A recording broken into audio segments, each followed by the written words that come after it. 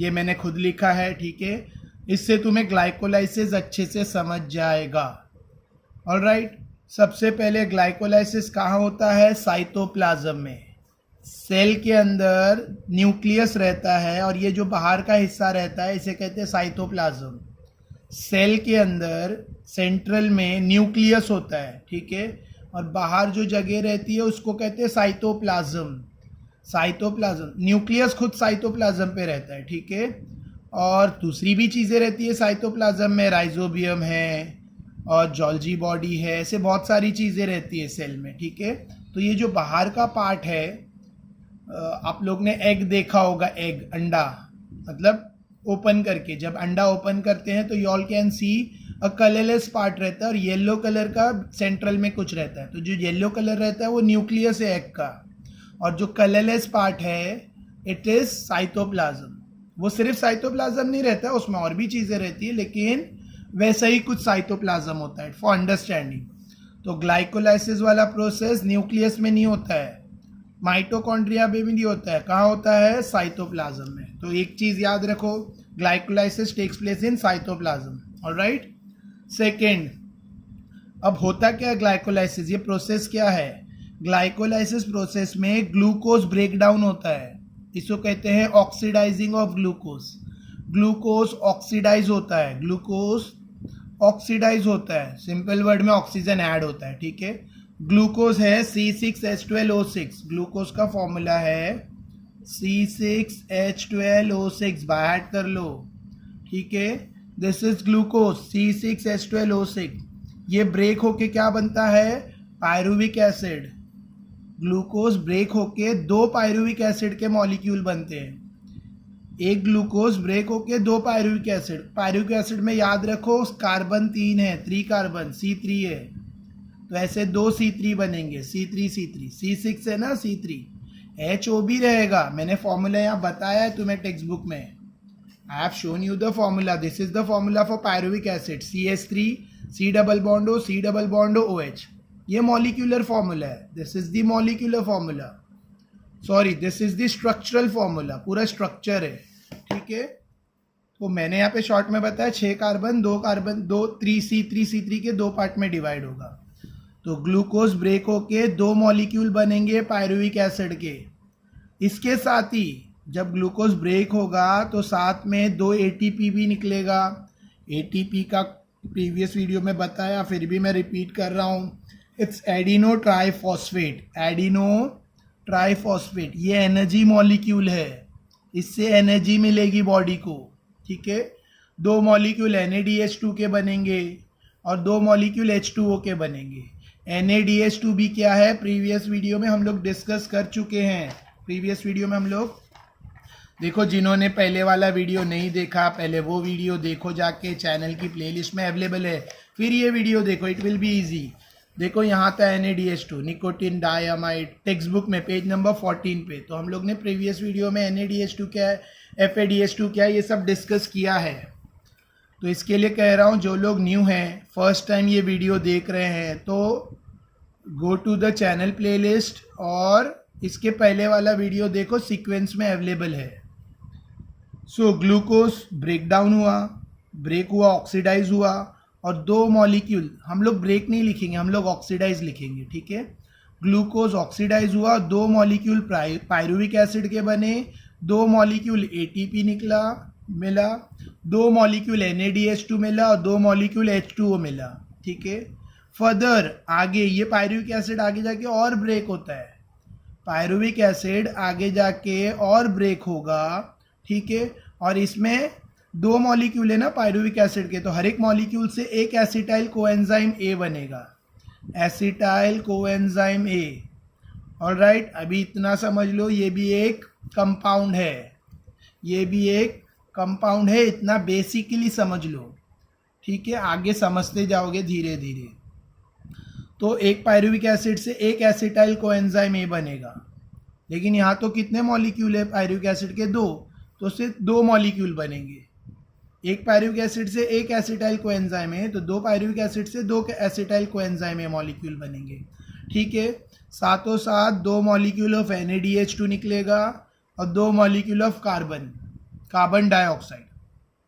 ये प्रोसेस को कहते हैं ग्लाइकोलाइसिस। इट्स वेरी इजी, आराम से कॉपी कर सकते हो और इजीली बोल सकते हो।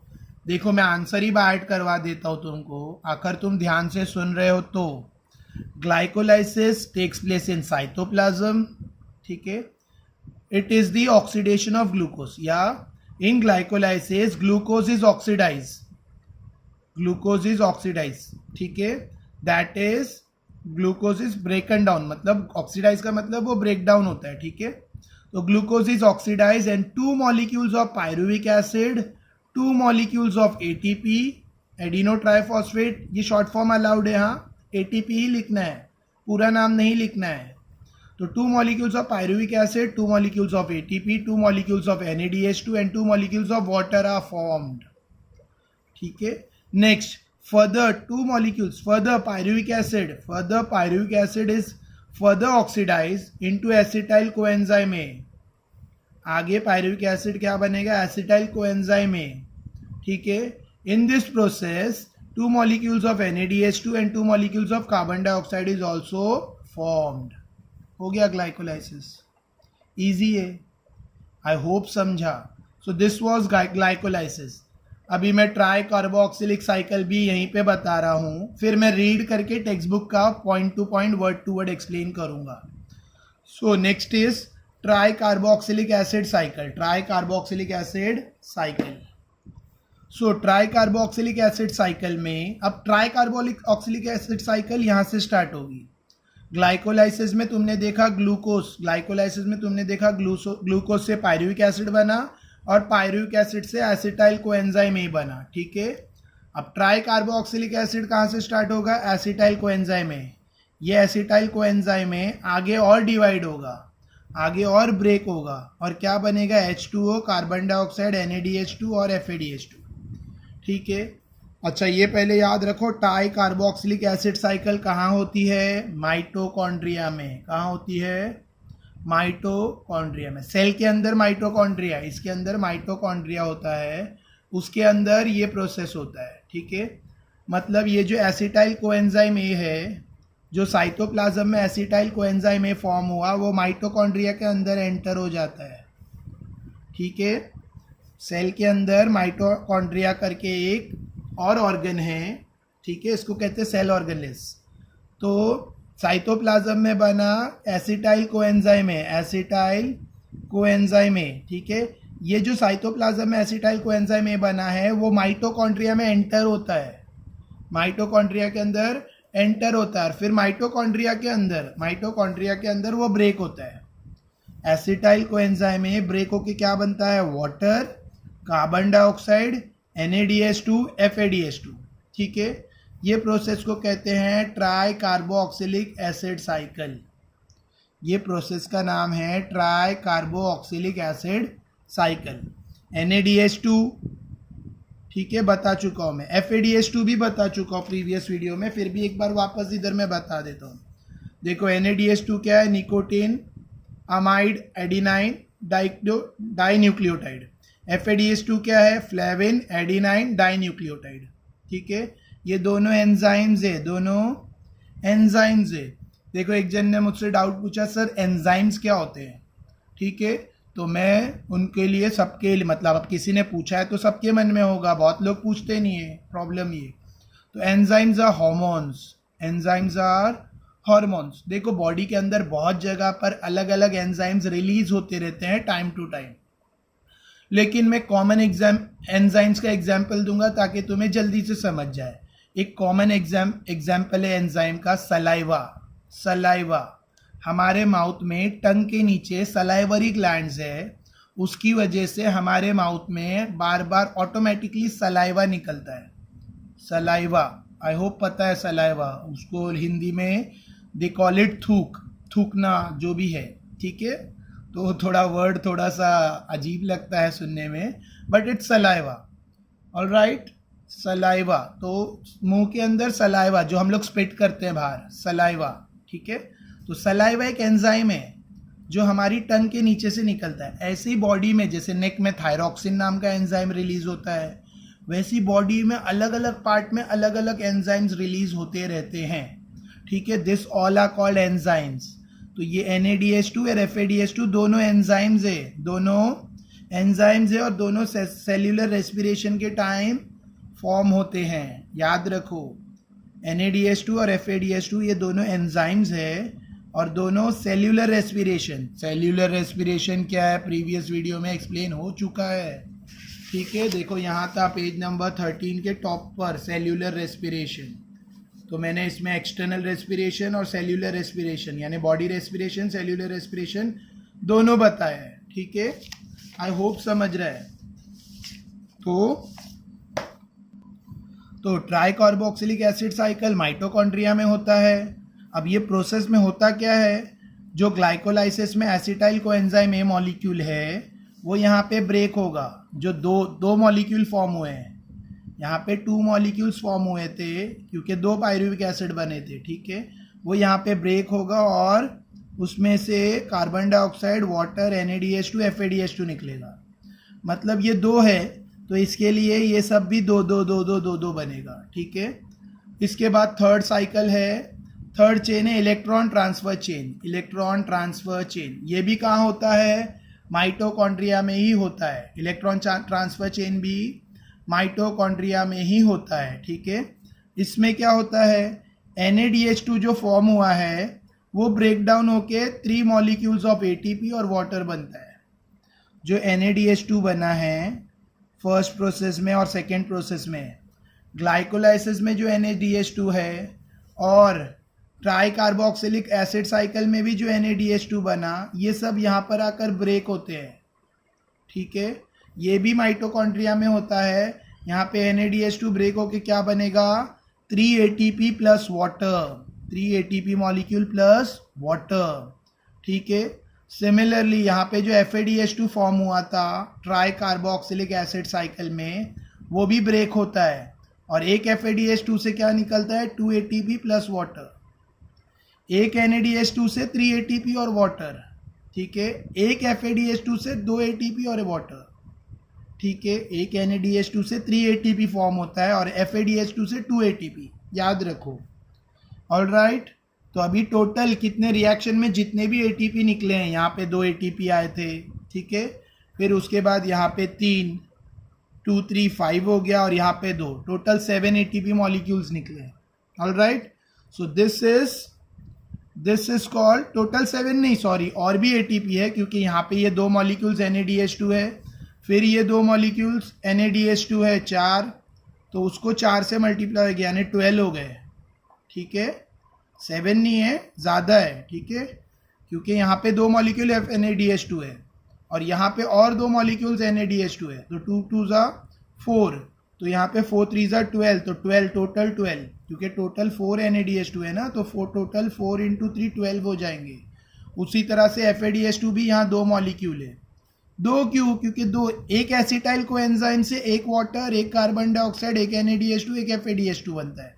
तो यहाँ पे टोटल 2 एसिटाइल कोएंजाइम है, 2 मॉलिक्यूल है एसिटाइल कोएंजाइम के, तो सब 2 2 2 2 होगा।